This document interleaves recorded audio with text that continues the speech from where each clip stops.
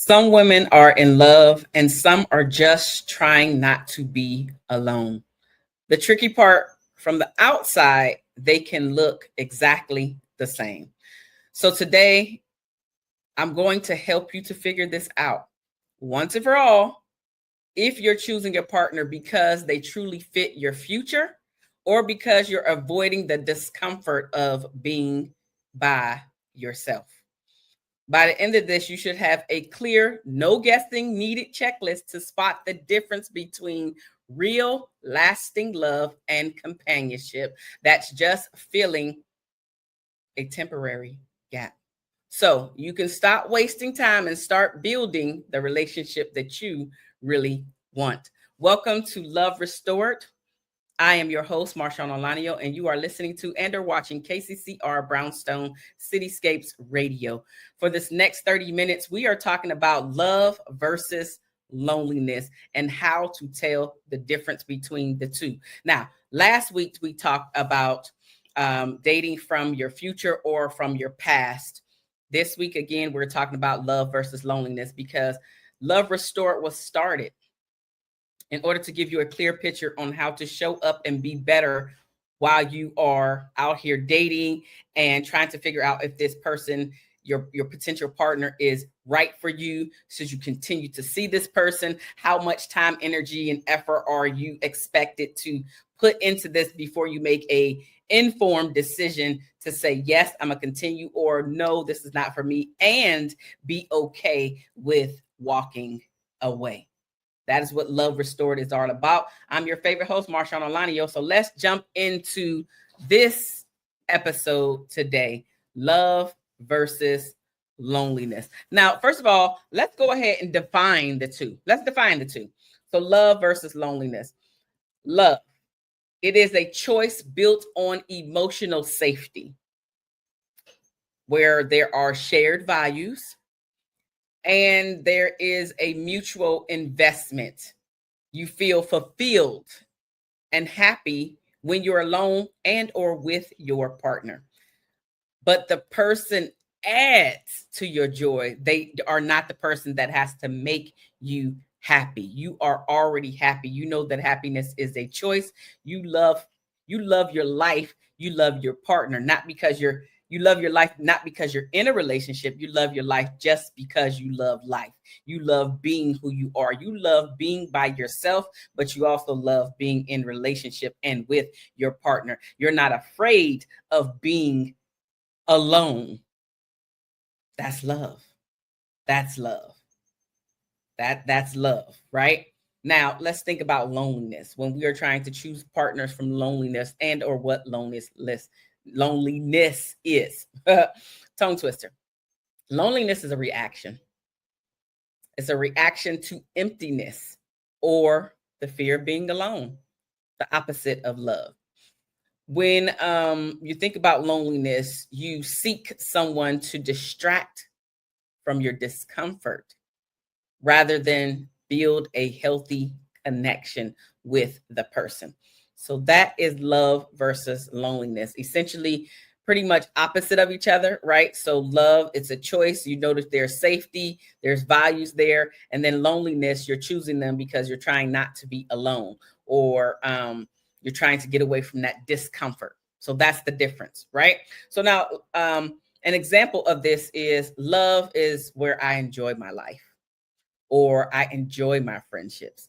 I enjoy my routines. Being with him feels like a beautiful bond, right?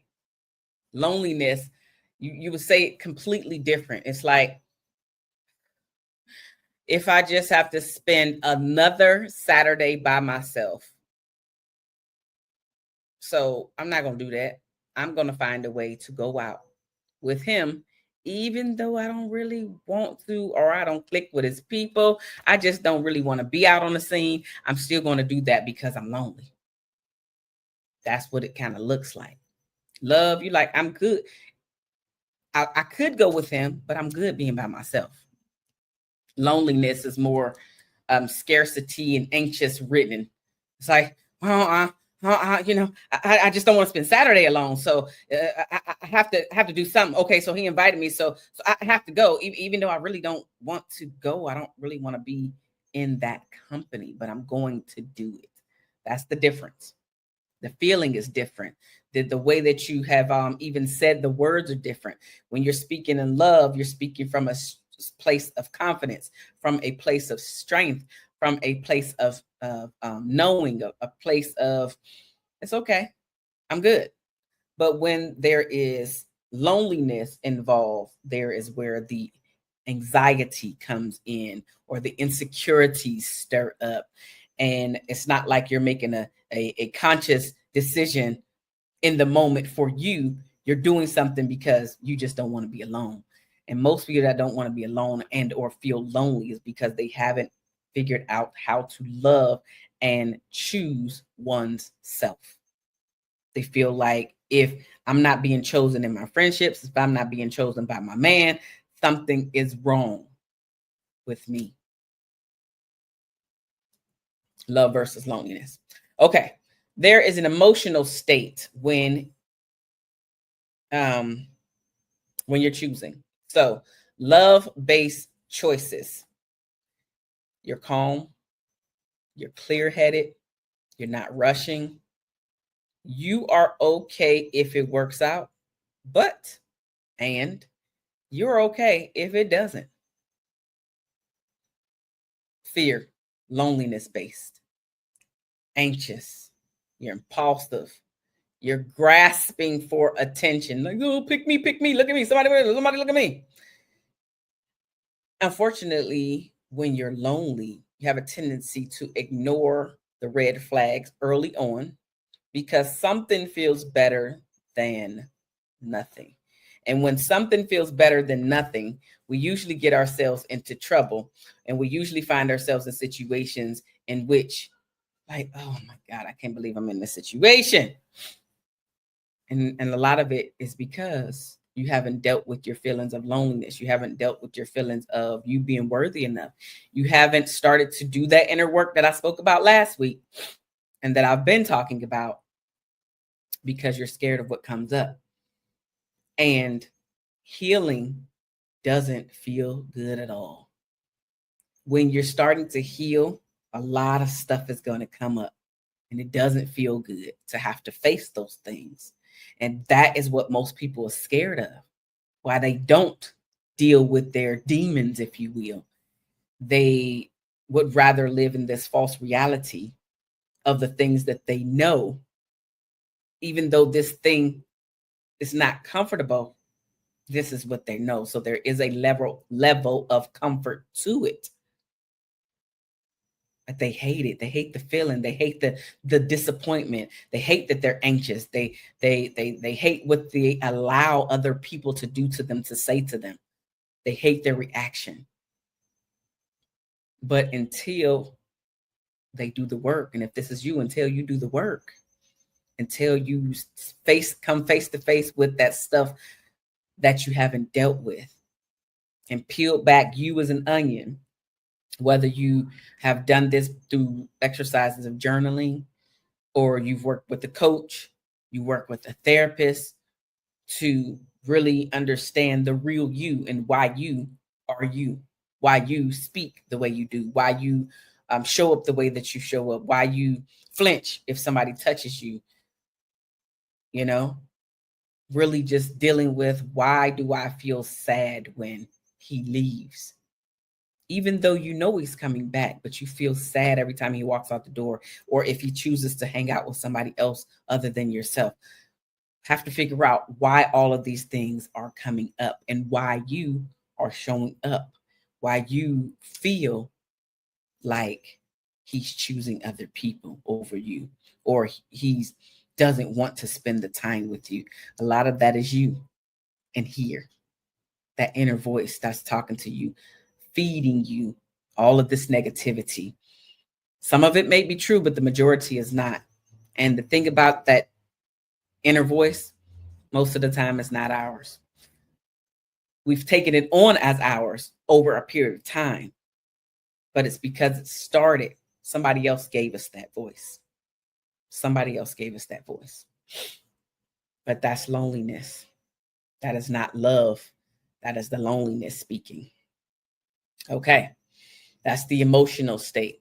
So, for example, if you meet someone and then they take 2 days to text you back. If you have a love mindset, you may respond like this. They might just be busy, and I'll see how they follow up or follow through later on. No big deal. They may just be busy, right? That's a love mindset. But if you're in your loneliness mindset, what did I do wrong? I need to make sure I keep their interest. Or I need to keep texting to make sure that they actually got my text. Or now I need to start calling. Or do I need to show up? Like, what am I doing wrong? That anxious person starts to take over when you're lonely. And the very thing that you don't want to happen is the very thing that does happen. Even if it doesn't happen in that moment, it'll happen over time, which is at some point, you're going to turn him off and he's going to go the other way. So, have to figure out why. And that is the question that so many people run away from. Why? Why am I doing this to myself? Why do I consistently have these feelings over and over again? Why am I allowing myself to be hurt over and over again? Why? Those are the questions that people fear the most. Now, what about how your standards shift?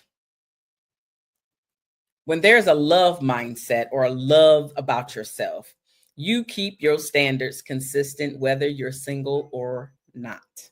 Doesn't matter who's in your life, who's in your space. You know that you have to make yourself a priority. You know that you have things to take care of. You know that you have friendships and family members that you want to continuously keep up with and make sure that the relationships are being nourished, as well as you're nourishing yourself and you're doing me time and you're just taking care of yourself. That's you in a love state. But when you are feeling very lonely and just willing to accept anybody, your standards slide because companionship becomes the priority over compatibility. You would rather have a piece of a man or a piece of something than have nothing at all. And I remember seeing a meme the other day, and it was of a young lady, and she looked younger, but that doesn't mean she was younger. But she absolutely had a young mindset. So essentially her post was saying, I would rather be, and I'm paraphrasing because I don't remember the exact words, but it was something to the effect of, I would rather be the side chick so I can have a piece of a man rather than no man or nothing at all. But she's in a lonely, anxious, insecure, not confident, she doesn't know her worth state of mind. Don't be like that woman. If you can't be a part of somebody's and be their number one and only, why do you want to be a piece? Because you're not getting the holidays as the piece. You're not getting the time. He's not spending days and months and weeks, years with you, because you literally only get a piece, and the piece of him that he can give you when he has the time to give it to you. The important dates like anniversaries and all that stuff, you don't have that. If he passes, let's be real, if he passes away, your name is nowhere on any of the money, right? The insurance or the house or the bank accounts or nothing. You get nothing as the side chick, the side piece, other than a wet bottom. And that's if he even doing it good. Okay, just saying. Like, we really have to raise our standards and know that we are what we are worth. And if you keeping your standards mean that you are alone, meaning not in a romantic relationship for a period of time, that peace of mind is everything. But you have to know that. You have to believe that. And you have to know that, okay, this might not be my season to be in a relationship. And if you're not in a relationship, guess what you could be doing? You could be nurturing yourself. You could be trying to figure out, what is it that I'm doing wrong? So now I can choose these areas to start working on. Because when I start working on myself, little do I know, people do notice. Your energy becomes different. Your no becomes more powerful.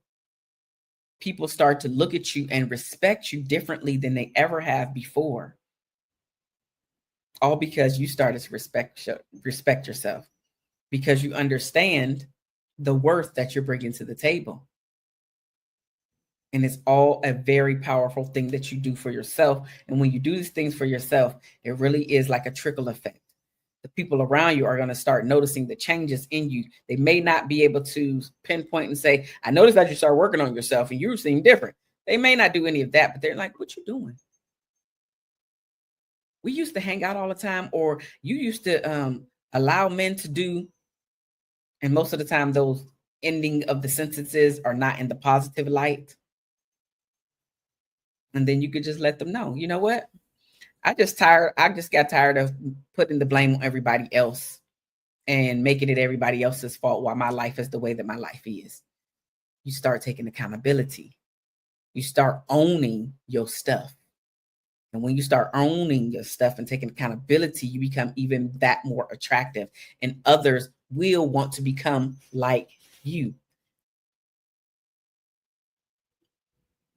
For example, you said you never date someone who doesn't want kids. When you are in your love mindset, you're like, he's nice, but I'm not going to waste my time since our visions don't align. I had to do this before. The guy was fine in my eyes. He was fine. But he had already had 3 kids. And I didn't have any at the time. Him and I were starting to date. I was just like, man, do I really want to sacrifice me never having children because he doesn't want to try? So that means if I stay with him, that means I never get a chance to birth my own, not be stepmom, but to birth my own. And I knew that that's not what I wanted. I wanted to feel the feels, and I wanted to see my belly growing, and I wanted to, sing to my baby while in utero, and, just some of the things, the ideas that I had already had in my mind about the nurturing part that I wanted for my own child. Now, if it's different, if I'm with someone and we can't have a child because the blessing from God hasn't come, that's different than me knowingly getting to a relationship where you're saying no, period. Some people move forward and then there is this gaping hole in their heart because instead of them saying, you know what, not for me, they just continue to go forward. Sometimes it works out, and other times, because I've actually seen it twice, where the woman wanted children, the man didn't. They got married and they lived a pretty decent life. But there was always this gaping hole. In private moments when I've spoke with both of them, there's a gaping hole that they never had their own child or children, but they had a pretty good life with the man that they chose to be with. So it's a trade-off, and you have to know if it's worth it for you. It wasn't worth it for me. So that fine guy, it didn't work out because I didn't see me not being a mother of my own child. You have to decide for yourself. When you're in a loneliness state or a loneliness mindset, you're saying things like, maybe I could be okay without kids. At least I wouldn't be alone. But we know that that's not true all the time, because there are plenty of people in relationships and even in marriages that feel alone. They're not getting any time with their spouse or partner. They're not getting any emotional support. There may not even be any safety because the trust has been broken time and time again. So yes, they have title of girlfriend or fiance or wife, but they're still lonely. There's still that longing to be love. There's still that longing to be shown off. There's still that longing for late night cuddles and bed and what do they call it? Bedroom talk. And there's still that longing for things that they're missing out on. So yes, they may have title, but the life that they envisioned is not the life that they are living. And some of them, not all, but some of them had this mindset of loneliness. Well, at least I'm not alone. But in reality, they are. In reality, if this is you, take a long, hard look and see if this is the way that you want to continue to live your life. And if it's not, act accordingly. If it's not, act accordingly. Let's talk about time and how time feels in your relationship with love versus loneliness. Love, time together feels like it's building something for your future, for the two of you future together. There's growth, there's learning, and there's a mutual investment into each other as well as into the relationship, into your child and children, into your businesses, into your homes, into your extended family. There is a togetherness. There is that alignment that I talked about. You know that you can feel the love exuding from their pores when it comes to you, when it comes to the family, when it comes to life together, when it comes to the hugs and the kisses. And it's not just for the outsiders to see that you're kissing or the outsiders to see that you got PDA. It's because you really feel it. They feel it. The two of you feel it together. You own it and you're okay with PDA or not, whatever your boundaries and expectations are for your relationship. But you can truly see when somebody is acting the part of being in love with their partner versus truly being in love with their partner. I mean, and I hate to even bring these people up, but look at the president. That's not the couple I'm talking about, right? That's the couple that for me in my eyes would be that loneliness, like, or that well, at least I ain't alone type of relationship. That's not the relationship, excuse me, where I would want to say I want to model that relationship. You can tell it's an act. You can see a lot of times when Melania is pulling her hands away from him. Maybe she's angry or whatever, but there's a lot of times when you can see them, like them little sound bites where she's moving her hands or he trying to embrace her for the world to see, and she's moving out the way, versus a different couple, my couple, the Obamas. Completely different energy. Completely different energy when you see them interacting. Those two are looking in each other's eyes. They're dancing. They're holding hands. He's being very gentlemanly. Is open up the door. Whatever. Like allowing her to go first and covering her, protecting her. Very gentle with her.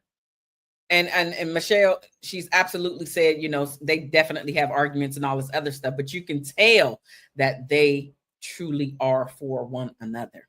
And I'm taking it with public figures, but what about the people that you see around you? What about your own relationship if you're in one?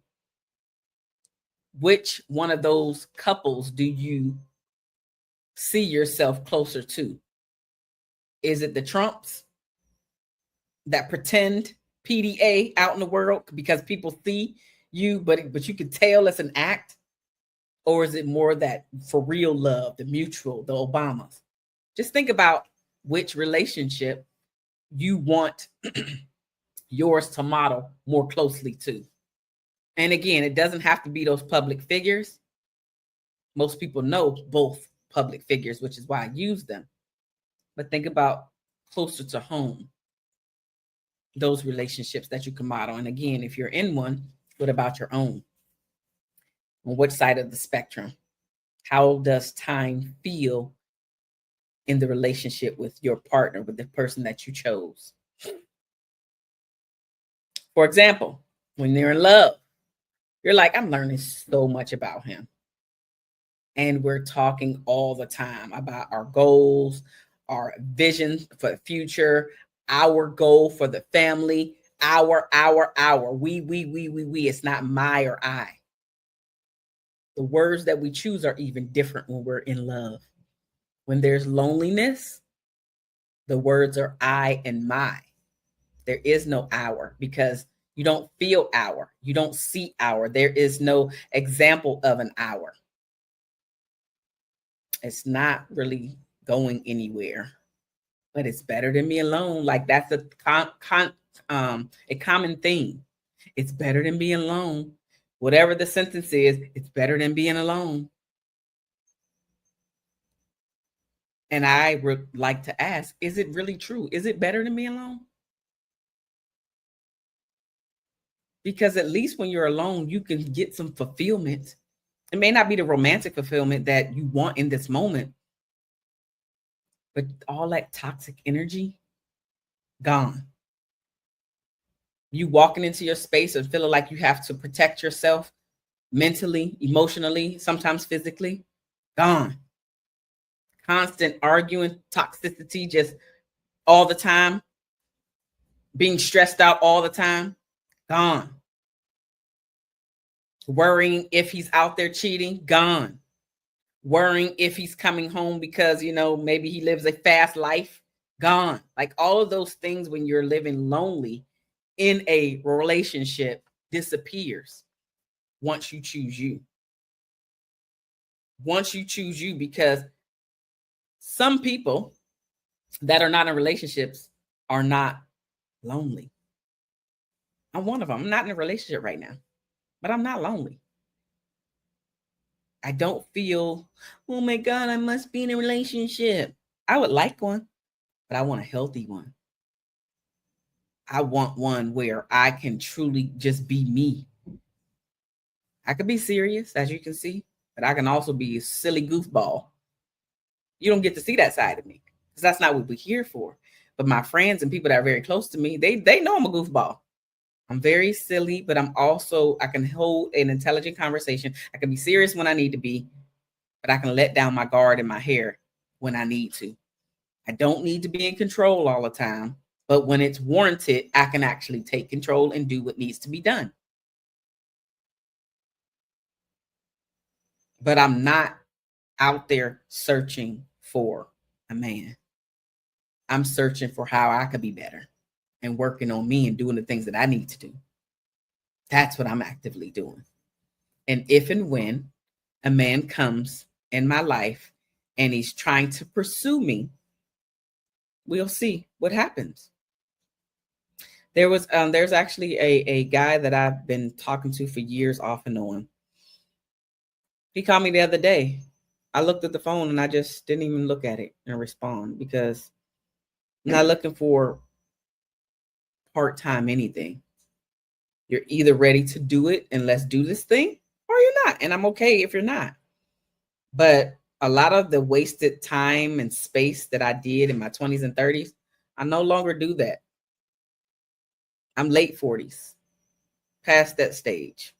You don't get that time from me unless we are talking about something. There's a potential there. Again, it doesn't mean that it's going to work, but there has to be a potential there. All right, last one. What about love and loneliness, and how you feel when the two of you are apart? When you're loved, or in the love mindset, you feel secure, you feel confident in the connection, even when you're not together or talking consistently. When you're lonely, you feel anxious, you feel worried, you feel restless, or even feel like they have forgotten you because they're not in your space and face at that time. When you're loved, you can go a whole weekend without texting and feeling like this person doesn't trust you, but the trust is there for them. You can go a whole weekend without feeling that way.